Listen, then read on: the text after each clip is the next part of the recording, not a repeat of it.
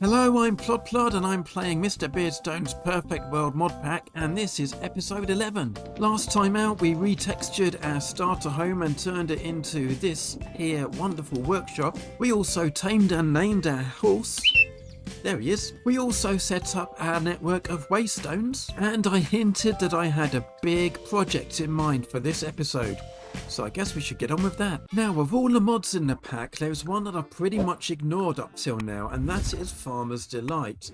We've got all these extra bits and pieces, like tomatoes, cabbages, onions, and these wonderful crates that you can make with them. But there's much more to Farmer's Delight than that. There's a whole load of exciting recipes that we can make, including some yummy treats like hamburgers and chocolate. So I want to set myself up a Farmer's Delight kitchen with all the things I need to make those, and of course a farm to actually farm all of these, because this automatic vegetable farm behind me is doing great. It's doing really well, but it is just a starter farm really, and I think we need to scale it up a bit. And I don't really want to do that here in my industrial area. This is kind of for other farms, for kind of more, I don't know, stony, metally, those kind of farms, and woody farms. So I want to go and find a whole new area to make a farmhouse, a massive farm, and grain silos and things to store things in, and of course some power sources, because so far we've used water wheels for absolutely everything, and it's about time we started to change that too. So we're not going to get everything done in this episode, but we are going to go and find our new area and make a start. Behind me is the church that contains our portal that leads to the Nether Fortress, and in front of me there's just lots and lots of plains. It's a great area. Let's have a little run around here. It's reasonably flat already. I think this is where we want to make our farm. I want to make it far enough away from the village so that we don't end up with the villagers coming and interfering with it. But I reckon an area like this could do us, well, could do perfectly. It needs a bit of flattening to start off with though, so let's get the machines out and do that. So I've been busy flattening out this area. You can see there used to be a hill here, and well, there isn't anymore. And I've also popped in a waystone. Now as this is going to be a rural area, I decided to go for the mossy variant of it. If I fly over here a little bit, this is a bit difficult flying in F5 mode. You can see there are a few places, like here for example, where I've tried to blend this area into the landscape. But we'll kind of fly backwards. Yeah, over behind me there's a few bits where, yeah, I've still got a bit more landscaping to do, and it's kind of, the land's just hovering in mid-air a little bit. But we'll sort all that out in due course. Yeah, no, I can't land well like this. But if I pop into free cam, that might be a better way to look around. So we've got quite a big flat area over here. And well, we need to put a farm here really. We can obviously extend it out a little bit more if we need to. I'm not quite sure exactly how much space we're going to need. Maybe I should explain what the plan is. So we are going to have a farmhouse with a Farmer's Delight kitchen inside it, but we're also going to have a field for each type of crop. So your cabbages, your onions, your carrots, potatoes, all of those things. And each field is going to have its own tractor, which will actually be a train. And that tractor will be harvesting the crops. And then we need a bit of transport to bring all that stuff back to a kind of central storage area, which will be linked to the farmhouse so we can get all the bits. And then we'll also need a bit of transport to take things over to our main storage. And the way we're going to do that is we'll have another vehicle that goes from over here. It will take it over to our portal, which is in the church, which has just gone out of view behind me. There you go, it's just popping in there. So, and then we'll take the train from there through the Nether over to our main base. That's kind of my plan. So it's going to take quite a few episodes to do all of this, and quite a lot of planning out. And of course there's every chance that what I actually end up building will be nothing like what I've just described, but that's Minecraft for you. By the way, in order to flatten the landscape a bit, I made myself this portable drill, which was a little bit faster than laying the tracks and all the rest of it that we needed for our minecart contraptions. Look what it can do. And having completed the Farmer's Delight quest in order to get all of these lovely things, it's time to go and build a house to put them in.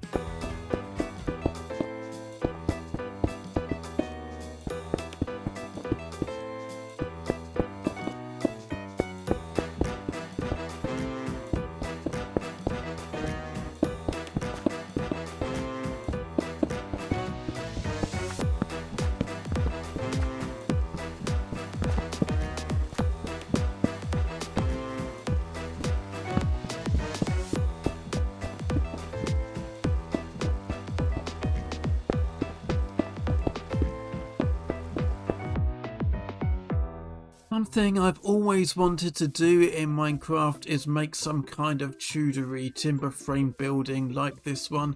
And obviously I haven't been able to do that without, framed blocks, so we can make this kind of shape.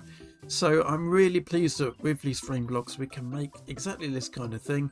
I mean, it could still be jankier and kind of more wobbly, but there's only so far you can go. But yeah, I'm really pleased with the way this has turned out. And this muddy area out here is what I want to turn into a farmyard. We might extend that and plonk a duck pond or something into it at some point. But first, let me go inside because, well, there's nothing in here. It's just a big empty space at the moment with a staircase that goes up. So we need to decorate this place, and obviously we want to put our kitchen in. I'm not exactly brilliant at Minecraft interiors, but let me show you what I've done.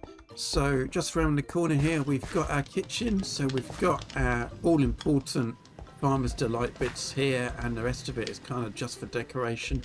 So these are kind of extractor fan type things above the stoves here. Yeah, they're not chutes, they're extractor fans, all right.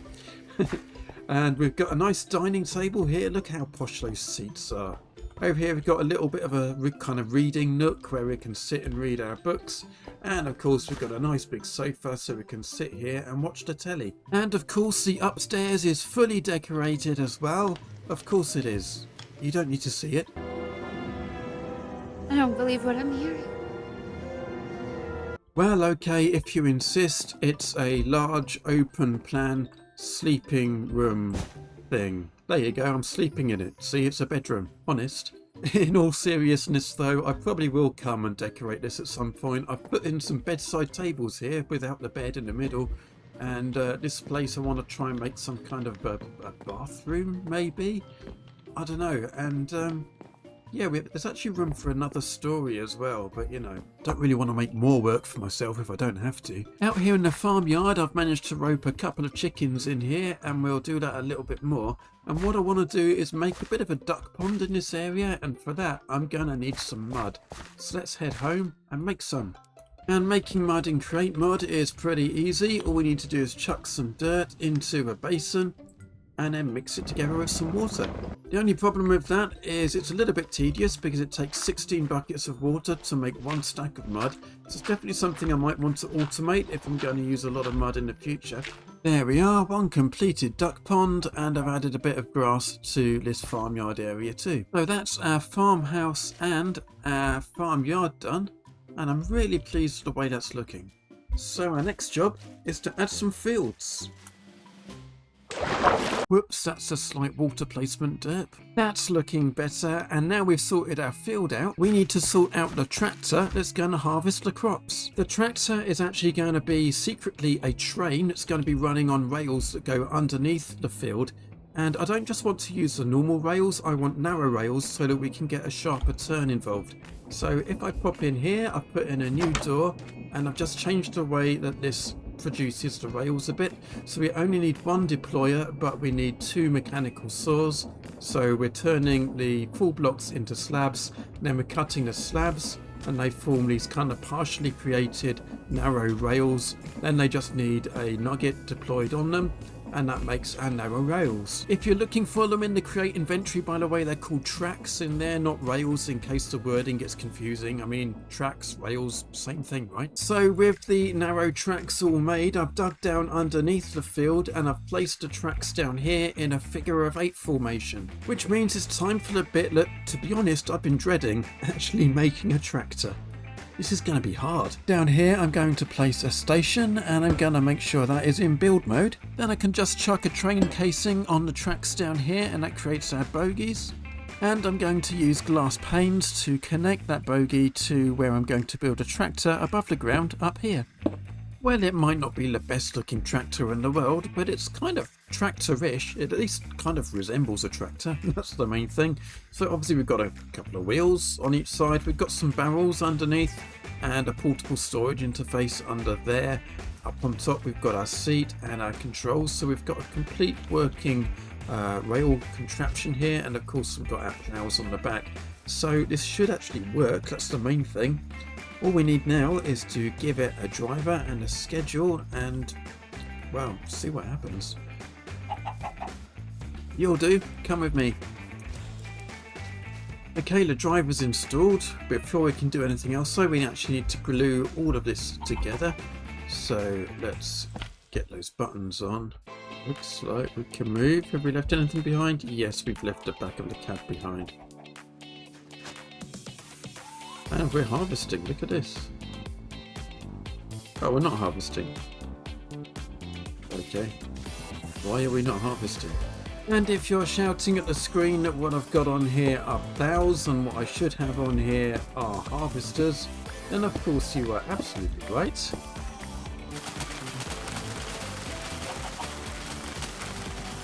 That's a bit more like it. So of course with my figure of 8 we're going to be missing out quite a bit of crops in the middle here. So I might do something about that, but I'm not too worried because we're going to get enough wheat anyway from this. But what I do need to do now is move my station from down here to somewhere on the figure of 8 so that we can then schedule it to drop some stuff off.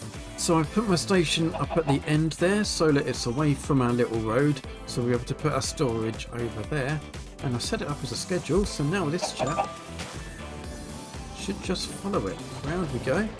It should stop about here somewhere. There we go. And it will actually stay stopped because I put a condition on it that will only carry on if it's completely empty. So now we need to put in our storage.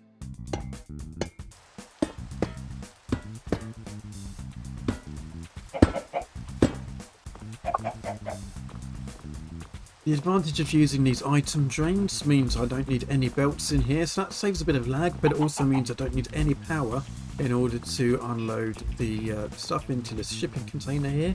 As you can see, that's loading up.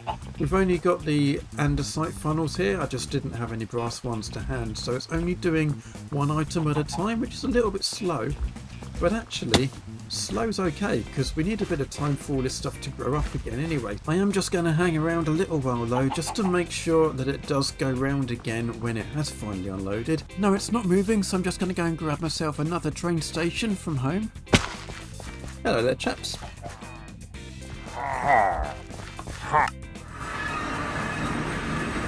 Oh, now it seems to be working. I mean, it is going very fast, we just need to slow it down a bit. And my only other problem is it sounds a lot like a train. It looks like a tractor. Don't think we can do much about that though. There we are, so I've set the speed down to 10% of what it would normally be doing, and it looks a lot more reasonable. Here's something a little bit strange though. Earlier on we saw that we had hundreds of items in our portable storage interface coming away into this container, and now look at it, there's only 30 odd bits of wheat and seeds. Don't know what's happened to the rest. But the good news is we now have a fully operational working concept for how to do the rest of our farm. We can make similar fields for other crops, and of course we can expand this to make up a bigger area, because it does seem a little bit silly having a big tractor going around a little field. And looking at the view from up here on the roof of my house, we can see we've got no shortage of space to play with to make all of our fields and things, so we certainly don't have to limit ourselves to that kind of field size. So the plan for the next episode is to create a whole load more fields just like this one, and a transport network, so another vehicle coming around the farm to collect the goodies from these containers like this one for each field and take them to a central place. But right now I am so pleased with my house, my farmyard, with my pond and my chickens and my field and my working tractor. I've achieved everything I wanted to do in this episode, and I am so delighted with it. So I'm going to quit while I'm ahead, and I'll see you next time.